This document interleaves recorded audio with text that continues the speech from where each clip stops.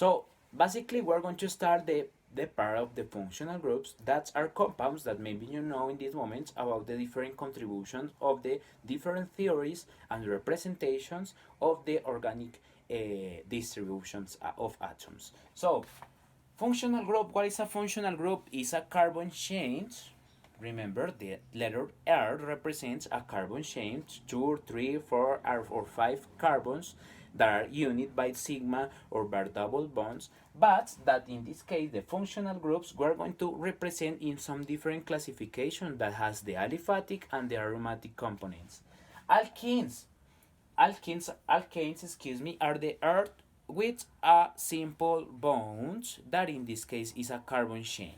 After we have alkenes, carbon unit by a double bond with another carbon. Alkenes, that is a carbon chain unit by two double bonds unit to another carbons. The cyclo structure that was the topic of the last class, what that you have to put the skeletal formula to represent these carbon chains, and you have geometrical figures to discover this organization of distribution.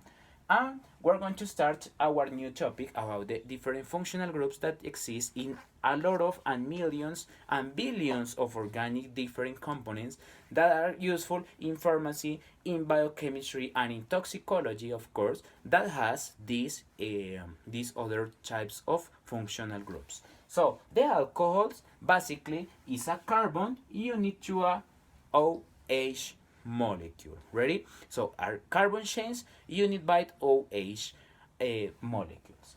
The cetones, I'm going to put the general formula of the functional group. I'm going to put, give me a moment, radical carbon, double bonds, oxygen, and another carbon change. Ready? This is the general structure of the cetones. In the other part, we have the aldehydes. The aldehydes or aldehydes in chemistry are carbon chains that has the following structure. It's a carbon that has a double bond and a hydrogen. Ready? Remember that the R represents a carbon chain. The carbon chain that you want. Amines. What is an amines? It's a carbon chain that are units to a NH2 molecule. This is the amines and exists in some different shapes. Amides. Amides are components like that, are double bond in oxygen and are united by a molecule of NH2. The esters. What are the esters? So has the general formula that a radical change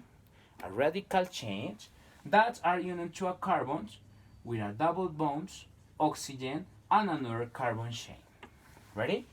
Remember that I don't going to lost you in this moment with some different nomenclature, but I'm going to start the functional groups because are basically to all the topics from this moment of time to the end of the year.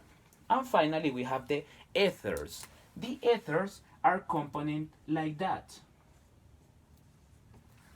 Remember that Earth and Earth with a comilla and has other of distribution or are two different chains that has this distribution. So what is the activity that you have to do in this moment? I'm going to give you some different components of organic chemistry, of course, that has some different structures. Remember that we have to use and we have to put in an extra space the other molecule that I already explained, and August Kekule discovered the of benzene. Ready? Remember that the benzene is not going to be classified in this functional group because it's a kind of configurations about the different distribution of atoms. But the benzene is like the mom. Ready? It's like the mom of these compounds that surrounds or that are making a connection, some type of connection with this principle that is the benzene. Ready?